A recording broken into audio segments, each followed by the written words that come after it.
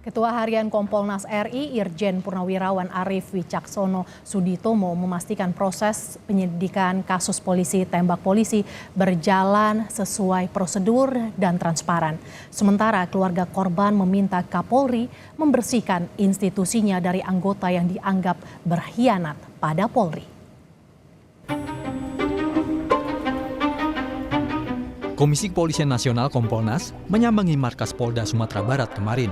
Kedatangan ini untuk mengawal kasus polisi tembak polisi yang terjadi di Solok Selatan. Proses penyidikan kasus polisi tembak polisi dinilai telah berjalan sesuai prosedur dan transparan. Kasus ini menewaskan Kasat Reskrim Polres Solok Selatan, Komisaris Polisi Anumerta Rianto Ulil Ansar, oleh Kabak Ops Polres Solok Selatan, AKP Dadang Iskandar. Kita ini sekarang fokus kepada dua hal penting, yaitu penanganan penyidikan dari perkara penembakan itu sendiri, kemudian perkara kode etik, sidang kode etik. Karena yang bersangkutan tadi sudah saya sampaikan merupakan anggota Polri aktif, jadi ini merupakan perbuatan yang sangat tercela,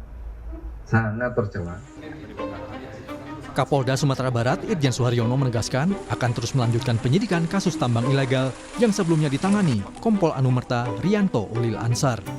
Sudah ada 2 orang ditangkap dalam kasus ini.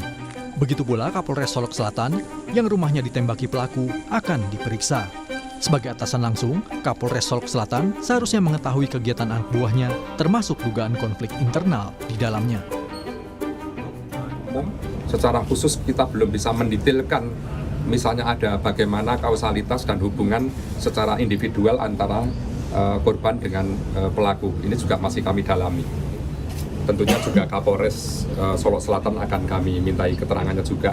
Karena yang sebagai komandannya langsung di Polres itu pastinya akan tahu persis bagaimana staf-stafnya, kinerjanya termasuk prestasinya, atau mungkin ada konflik of interest, kita belum mendalami itu. Ya, pastinya dalam proses pendalaman ini mohon waktu untuk kami nanti infokan selanjutnya. Berapa orang diperiksa, Pak? Kalau diperiksa sudah.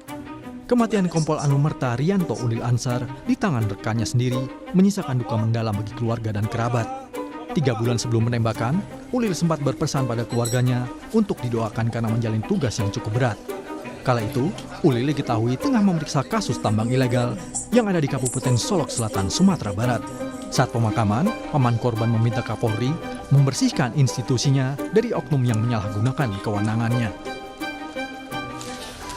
Kita jangan kalah dengan pengkhianat Polri, pengkhianat bangsa, pengkhianat rakyat. Jangan kalah sama produk gagal. Kenapa saya bilang produk gagal? Saya yakin orang ini sudah sangat biasa melakukannya. Dengan mudahnya mengeksekusi tanpa ampun seorang yang tidak waspada. Sudah sangat terbiasa. Mungkin sudah melakukan seumur hidupnya.